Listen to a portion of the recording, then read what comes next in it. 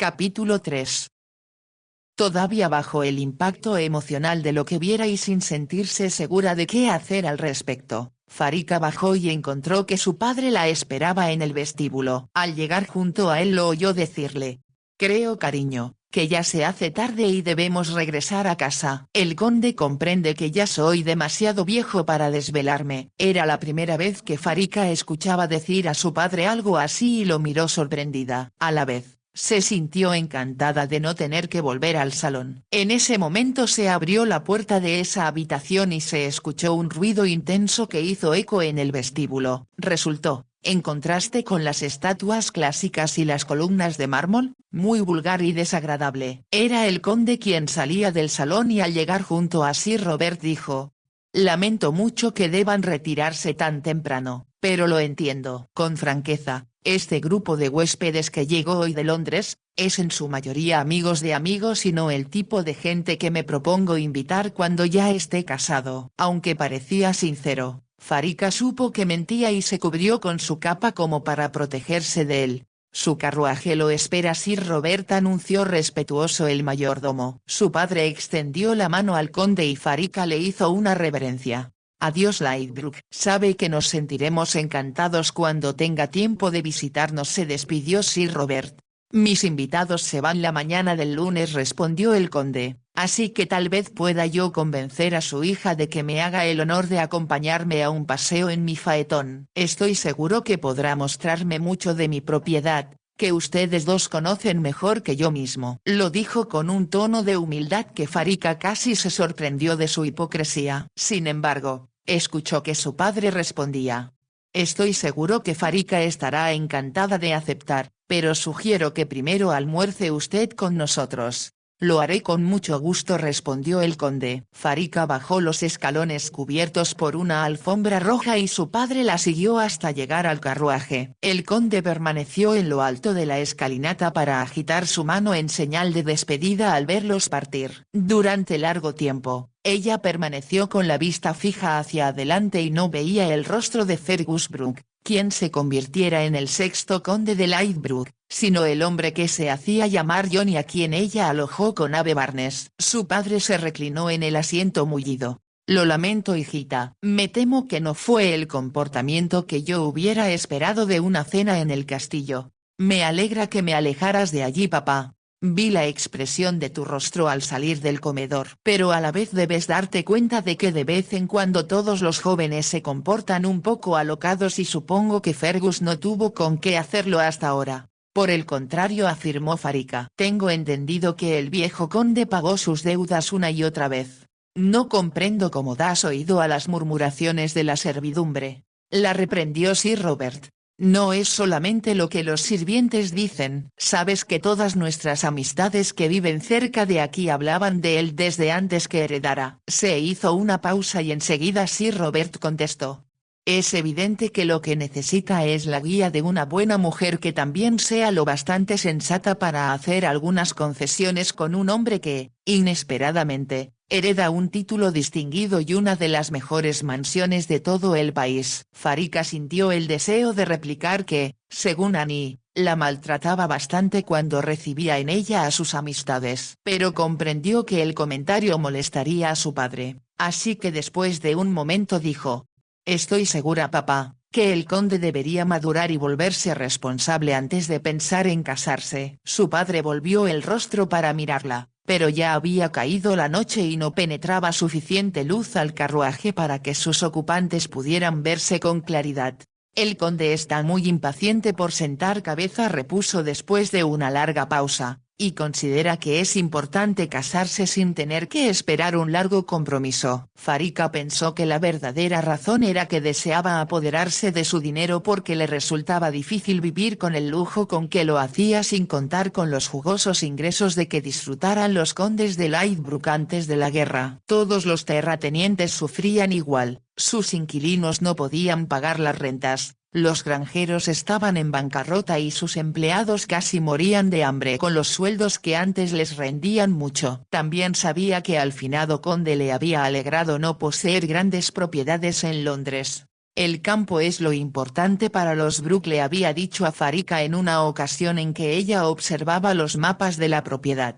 A mí me alegra que papá deseara vivir en el campo, respondió Farika. El conde le había puesto una mano sobre el hombro. Eso es muy sensato de su parte, querida. Cuando se case elija un hombre que monte como si fuera parte de su caballo, cuyos perros le obedezcan y cuyo ganado esté bien alimentado. Sonrió antes de agregar: si es capaz de cuidarlos bien, lo mismo hará con la gente a su cargo y también con su esposa. Farika tenía entonces solo 15 años, y se había reído. Pero de alguna manera, lo que el conde dijera permaneció en su mente y ahora pensó que el nuevo conde y sus amigos jamás se sentirían cómodos ni a gusto en el campo. Eran parte de la ciudad y ahí deberían permanecer. Continuaron en silencio el trayecto hasta que llegaron cerca del parque de la aldea y la posada donde el hombre que se hacía llamar John se hospedaba. En un impulso, Farika dijo a su padre: cuando el vizconde murió en Waterloo, papá, ¿por qué no lo trajeron para sepultarlo en la cripta familiar? No podía ver el rostro de su padre en la oscuridad,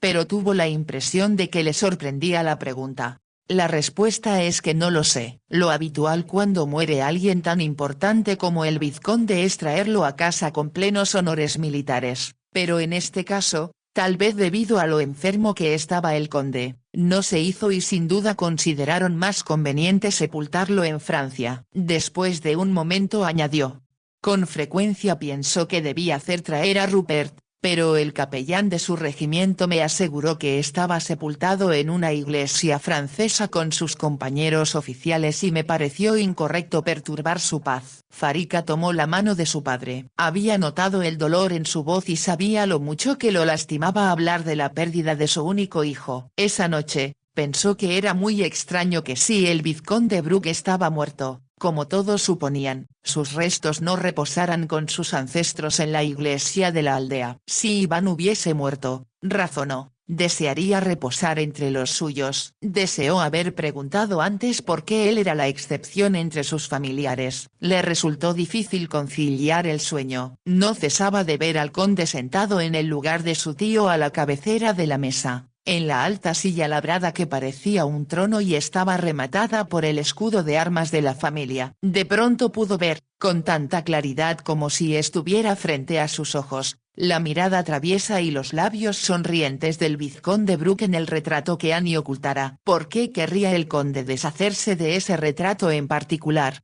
Se preguntó y sabía que no tendría que buscar mucho la respuesta. Por fin, poco antes del amanecer cayó en un sueño ligero e inquieto hasta que la despertaron las doncellas que descorrían las cortinas y comprendió que le sería imposible esperar hasta la tarde para ver a John y contarle lo que había descubierto. Mientras se vestía intentaba pensar en alguna excusa para enviar una nota a la posada. Entonces, casi como si el destino la apoyara, un pajarito se estrelló contra su ventana. El golpe le hizo perder el sentido y habría caído, pero su pata se atoró en la enredadera y quedó suspendido y oscilante por la fuerza del impacto. Con una exclamación, Farika abrió la ventana y tomó al ave en sus manos. Estaba aturdido, pero no muerto y supuso que se habría lastimado la pata. Mientras lo mantenía en la mano y pensaba que era muy joven y tal vez se había caído de algún nido que estaría en lo alto de la casa, comprendió que era la solución a su problema.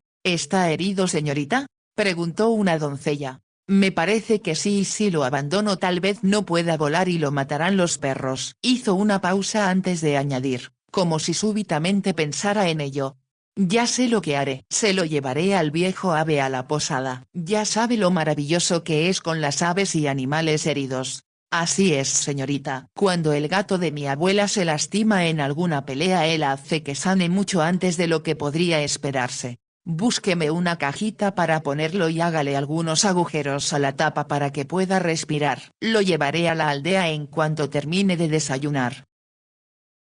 Poco después Farika bajó con el ave y la dejó en el vestíbulo antes de dirigirse a desayunar con su padre. Le contó lo sucedido y él estuvo de acuerdo con que lo mejor sería llevar al pajarito con ave. Ese hombre tiene unas manos mágicas con todos los animales.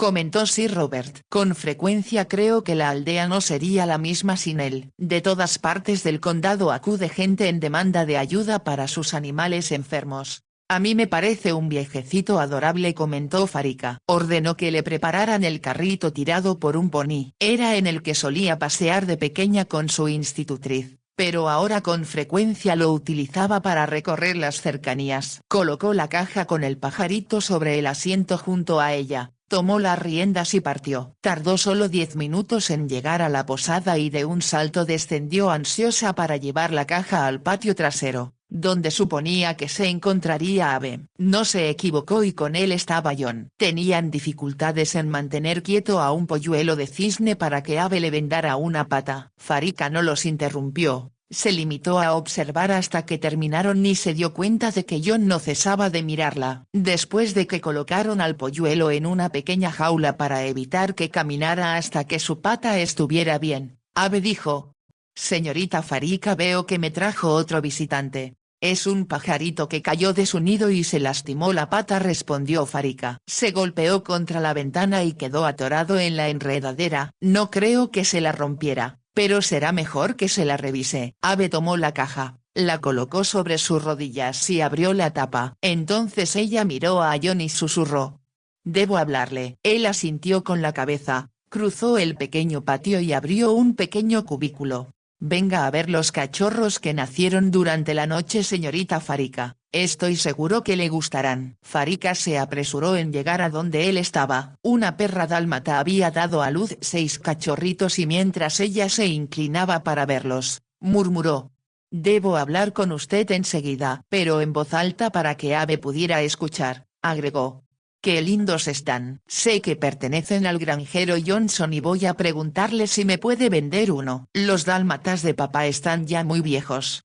Le diré lo que usted desea, si viene más tarde», indicó John. «Su inesperado visitante no está muy mal», comentó Abe, «pero creo, señorita Farika, que será mejor que permanezca aquí por unos días hasta que pueda bastarse por sí mismo». Es lo que esperaba que dijera, aunque siento que es una molestia agregar uno más a sus numerosos pacientes. Jamás son demasiados para mí. Abe miró alrededor del patio con una sonrisa de felicidad en su viejo rostro. «Papá le envía sus saludos y me pidió que le dijera que vendrá a visitarlo en alguna ocasión, pero de momento está muy ocupado. Su padre es un buen hombre y un buen terrateniente», repuso Abe. «La gente es feliz en su propiedad». No añadió algo más, pero Farika comprendió lo que pensaba y con rapidez preguntó: «¿Podría llevarme unos minutos a John? Deseo que mueva una rama que cayó sobre la vereda por la que crucé el bosque. Puede ser peligroso que una rueda se enganche en ella». «Qué bien que sabe cuidarse, señorita Farika», respondió Abe. «John está lo bastante fuerte para mover lo que se necesite». «Así es», respondió Farika. Salió de la posada y John la ayudó a subir a su carrito y después, dudoso, preguntó: «¿No estaré muy pesado para subirme?». «No lo creo. Además no iremos lejos». Él subió al carrito con cuidado y se sentó en la orilla como si temiera que se derrumbara bajo su peso. No hablaron en tanto cruzaban la aldea y tomaban la vereda que conducía al portón de la casa de ella. Farika se desvió de la vereda para tomar un camino que conducía hacia el bosque. Prosiguió hasta llegar a la sombra de unos árboles. Entonces soltó las riendas y preguntó: «¿Se encuentra bien en la posada?». «No fue eso lo que vino a preguntarme», respondió John. Mientras hablaba, ella lo observó. A pesar de la cicatriz en la frente, sus facciones no habían cambiado, aunque parecía de mucho más edad que en el retrato. «No ha sido franco y sincero conmigo». «¿Por qué lo dice?». «Anoche papá y yo cenamos en el castillo». Vio cómo los labios de él se apretaban un momento, pero no dijo nada y ella continuó: «Fue una reunión numerosa y bastante desagradable. Las amistades del conde, que venían de Londres, no son el tipo de gente que yo esperaba encontrar de huéspedes en Lyde. Eso creo, y tampoco el tipo de gente con quien debía usted relacionarse». «¿Por qué la llevó su padre?». «El conde nos invitó y papá, como usted ya sabe, está ansioso de que él y yo nos conozcamos mejor. Le sugerí que no tomara decisiones rápidas. En este momento no pienso en mí misma, sino en la ambición de mi padre para que me case con el conde de Lightbrook». John no dijo nada, Farika solo lo miró hasta que, después de un momento, casi como si lo obligaran a hacerlo, preguntó. ¿Y eso qué tiene que ver conmigo? Mucho creo, porque tal vez me equivoque, pero pienso que usted es la única persona que podría decir a mi padre que si me casa con el hombre con quien cenamos anoche no me convertiría en esposa del conde Lightbrook, advirtió como John se ponía rígido y la veía con asombro. Enseguida preguntó con voz gruesa. ¿De qué habla? No comprendo lo que dice. Creo que sí, repuso con voz suave Farika. Anoche, la vieja Annie, quien lo quiso mucho y no lo olvida, me mostró su retrato que mantiene oculto en un lugar secreto en la salita de su padre. Su primo le ordenó deshacerse de él. John no habló y Farika continuó. Eso incluía los retratos de su madre y sus abuelos. Maldito sea, exclamó John entre dientes. Supongo que destruye toda evidencia que pueda usarse en su contra. Entonces usted es el conde Lightbrook, para lo que me sirve, contestó con amargura John. Pero si otra gente es tan perceptiva como usted Farika, no viviré lo suficiente para alardear de ello. Farika lo miró antes de preguntar. ¿Por qué se oculta? ¿Por qué no regresa a su hogar y dice a todos que vive y no está muerto, como ellos piensan? Él no respondió y Farika agregó. En realidad es muy sencillo. Si le cuenta a papá quién es, sé que él arreglará todo sin que resulte muy desagradable. Si cuenta a su padre quién soy, firmará su sentencia de muerte. ¿Qué dice? No comprendo. Ya 3 hombres murieron por mi culpa y no deseo aumentar su número. Farika contuvo el aliento. Entonces le suplicó. Explíquemelo, cuénteme lo que sucedió, debo saberlo. John miró a su alrededor antes de decir.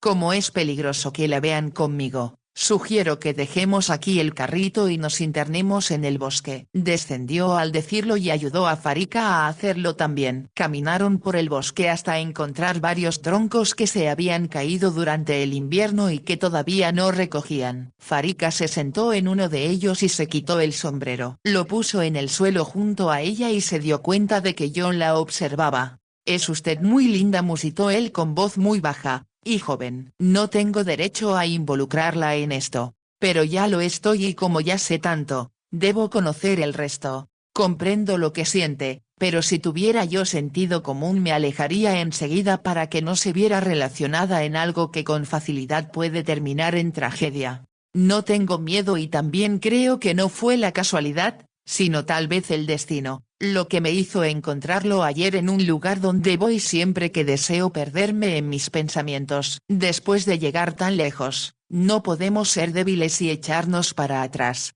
John sonrió y eso hizo por el momento que pareciera más joven. Como todas las mujeres, puede volverlo todo, por difícil que sea, en una ventaja. Muy bien Farika, le contaré la verdad aunque mi instinto me indica que hago mal. Tengo que saberla, insistió Farika. Soy Ivan Brooke, aunque de nada me sirve, a la muerte de mi padre me convertí en el 6º conde de Lightbrook.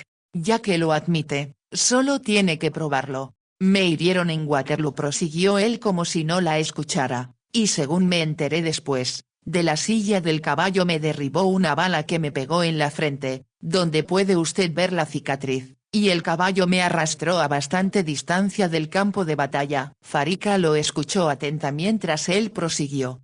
A eso se debió que no me encontraran a tiempo, como a otros heridos y muertos de mi regimiento. Los pillos que pululan sobre los campos de batalla como aves de rapiña me robaron el uniforme y, por supuesto, todo cuanto yo poseía, cuando estaba inconsciente y me dejaron por muerto. Farika exhaló un profundo suspiro, pero no lo interrumpió y después de una pequeña pausa, John continuó.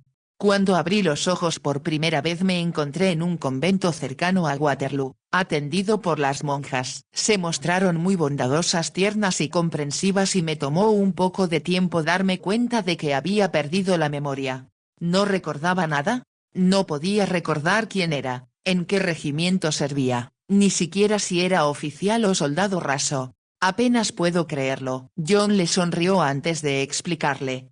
La herida de la frente fue muy profunda. Los doctores diagnosticaron que era muy natural que después de lo que había yo sufrido se afectara mi memoria, y además en ocasiones el dolor era muy intenso. Como yo era inglés me llamaron John. Hizo una pausa y se rió. La verdad es que creo que eran clarividentes, ya que supongo que sabe que Iván es una variante de John como lo son Ayan y Sean. No lo sabía pero me parece muy interesante. Continué. Debí ser despedido del convento, pero como pensaron que no me encontraba en condiciones de salir al mundo, me mantuvieron ahí después de que ya habían enviado a casa a todos los demás pacientes ingleses. De hecho, quedaban solo franceses muy malheridos y los que parecían que nunca se recuperarían. Sonrió de nuevo antes de decir. Creo también que le resultaba útil a las monjas porque como soy fuerte y grande, podía cargar cosas, mover pacientes que no podían caminar y ayudarles en muchas otras tareas sencillas. ¿Qué sucedió entonces? Los doctores insistían en que debía tomar las cosas con calma, descansar y dar oportunidad a mi memoria para recuperarse. Entonces de pronto, empecé a recordar cosas. ¿Qué recordó primero? El lago. No recordaba dónde se encontraba pero podía verlo con claridad con los cisnes sobre el agua y el puente cerca del lugar donde yo solía pescar truchas. ¿Y después? Fueron las caballerizas y en especial el establo donde se alojaba mi caballo y cuando pude recordar su nombre, fue día de fiesta en el convento. Farica se rió. ¿Y cómo se llamaba? Twister respondió John y ambos rieron juntos. Tomó bastante tiempo, continuó John, porque solo aparecían en mi mente breves escenas de lugares que yo conocía y tenían algún significado especial para mí. ¿No veía gente? Al principio no. Hasta que un día en mi mente vi el retrato de mi madre y supe quién era. El que yo vi anoche oculto en el lugar secreto. Ese mismo. Hay otros de ella en el castillo, pero ese era mi favorito. ¿Supo entonces quién era? Me tomó 4 días recordar que yo era un vizconde, que mi nombre era Iván Brooke y que había servido en los guardias de salvamento. Debió ser muy emocionante. Demasiado. Me subió la temperatura y me obligaron a guardar cama varios días, en absoluto reposo. Supongo que en cierta forma fue como una tormenta cerebral. De cualquier manera, no recuerdo mucho de la siguiente semana. ¿Y cuándo se sintió mejor? Hablé con el capellán del convento, un viejo muy bondadoso y agradable. Le pedí que escribiera a mi padre para avisarle que estaba yo con vida y explicarle por qué no me había podido poner en contacto con él antes. ¿No pensó en regresar a casa enseguida? Por supuesto, pero no me lo permitieron. El doctor dijo que no estaba aún en condiciones de tolerar los rigores del viaje y como todavía sufría de intensos dolores de cabeza que me cegaban y me dejaban débil y agotado, le hice caso. Creo que hizo bien. En realidad, creo que no. El sacerdote dirigió la carta que escribió a mi padre, al conde de Lightbrook. ¿Cuándo sucedió eso? Preguntó Farica y sintió que debió preguntarlo antes. A fines de enero. Farica lanzó una exclamación. Para entonces su padre ya había muerto. Lo enterraron pocos días antes de Navidad. Recuerdo que pensé en lo triste que sería para la familia que en lugar de que fuera una temporada festiva, hubiera luto y lágrimas. Sí, murió antes de recibir la carta del sacerdote, dijo con lentitud John. Pero como la carta venía dirigida al conde de Lightbrook, supongo que la recibió su primo Fergus, observó en voz baja Farica. Eso imagino que sucedió. ¿Y contestó? John se puso rígido un momento. Entonces habló con voz baja y horrorizada. Envió un hombre para asesinarme. Farica lo miró como si no hubiera escuchado bien y con voz temblorosa preguntó. ¿Dice que envió a un hombre para asesinarlo? Fue solo por un milagro que no lo consiguió. Como ya estaba yo mejor y empezaban a tratarme como hombre y no como paciente, me habían mudado del convento a una construcción exterior donde en ese instante yo dormía con 2 pacientes. John hizo una pausa antes de proseguir. Debo explicarle que el convento se usaba casi siempre como una especie de hospital en esa parte de Francia y en enero, mientras esperaba noticias de Inglaterra, compartía en una choza de madera con un joven granjero que se había provocado una grave cortada en la pierna con una guadaña y un chico de 15 años que se había fracturado un brazo al caer de un árbol. Era gente amable y yo mejoré mucho mi francés al conversar con ellos, ya que no tenía nada más que hacer. ¿Y qué sucedió? Preguntó Farica. Una noche, El granjero de la cortada en la pierna empezó a sangrar mucho y pensé que se le habría roto una arteria. Me vestí con rapidez y acudí al convento en busca de la monja que hacía la guardia nocturna. Hizo una pausa para explicar. Siempre había una que velaba en la capilla y, por supuesto, yo tenía prohibido acercarme a las celdas donde las hermanas dormían. La capilla estaba lejos y cuando llegué, no encontré a la monja. Más tarde me enteré de que la habían llamado para atender a una anciana religiosa que sufriera un ataque al corazón. John miró a lo lejos como si viera el pasado antes de continuar. La esperé, sin decidirme sobre si debía regresar y tratar de contener solo la hemorragia o buscar a alguna de las monjas que eran tan eficientes como enfermeras. ¿Y qué hizo al fin? Cuando ya empezaba a desesperarme, la monja regresó y cuando le expliqué lo que sucedía fue en busca de la hermana que me había cuidado. Tomó un poco de tiempo para que se vistiera y dispusiera lo necesario. Nos dirigimos hacia la puerta del convento que daba al exterior y al acercarnos yo olía humo y dije a la hermana que caminaba a mi lado. ¿Huele a humo? Algo debe haberse incendiado. En esta parte del convento no hay ningún fuego encendido, respondió. Supuse que imaginaba cosas, pero de pronto, a través de unas ventanas vislumbré la luz de las llamas y lancé una exclamación de horror. Corrimos hacia la cabaña, desgraciadamente era ya demasiado tarde. El techo de paja se había derrumbado y no hubo oportunidad de salvar a nadie. Todas las monjas despertaron, pero ya nadie pudo hacer algo. ¿Qué lo hace pensar que el fuego estaba destinado a matarlo a usted?, preguntó Farika. Fue solo más tarde, cuando se hizo la investigación y el sacerdote interrogó a todos para averiguar la causa del incendio, que la monja portera del convento dijo que un hombre que le pareció inglés porque hablaba muy mal francés, le preguntó si en el convento se encontraba un hombre llamado Ivan Brook. Deseo verlo, dijo el hombre. Como ya estaba avanzada la tarde, la monja respondió. No creo que sea posible que lo vea a esta hora. ¿En dónde está?, preguntó el hombre. Aquí no, respondió la monja, esta parte del convento es solo para mujeres y no se permiten hombres. Él insistió hasta que ella le indicó que yo dormía en una cabaña al otro extremo del terreno del convento y que, si acudía al día siguiente, tal vez pudiera verme. Hoy ya es demasiado tarde, le dijo. Los visitantes deben acudir entre las 2 y las 4 de la tarde. ¿Podré entonces ver al señor Brook?, insistió el hombre. Arreglaré que lo visite en su cabaña, ofreció la monja, pero debe acudir primero conmigo. Él prometió hacerlo, pero por supuesto, al día siguiente no hubo indicios del desconocido. ¿Y cree usted que prendió fuego deliberadamente al lugar donde pensó que estaba dormido? No lo supuse al principio. Fue solo hasta que no hubo noticias del visitante inglés, que empecé a considerarlo extraño. 2 días después, cuando debió darse cuenta de que había fracasado, el inglés atacó de nuevo. ¿Qué hizo? Como ya no podía dormir en la cabaña, pues quedó reducida a cenizas, me regresaron al convento. El asunto me había provocado uno de mis dolores de cabeza y fiebre. Las monjas insistieron en que reposara, pero como me sentía muy encerrado la pequeña celda que me destinaron, logré convencerlas para que me dejaran sentarme en el pequeño jardín situado al centro del claustro, para disfrutar del sol de la tarde. Hacía mucho frío por la noche, aunque en el día, después del almuerzo, salía un poco de sol y era delicioso, siempre y cuando se cuidara uno del viento. Me llevaron una silla y un taburete para los pies que colocaron junto a una estatua de la Virgen María. No debe leer, indicó la monja que me cuidaba. Cierre los ojos y si le es posible duérmase. El aire le hace bien pero no se exceda, John. Le prometí obedecerla y me coloqué muy cómodo a pensar en mi hogar y lo bellos que se veían los árboles cuando los cubría la escarcha y los hacía brillar.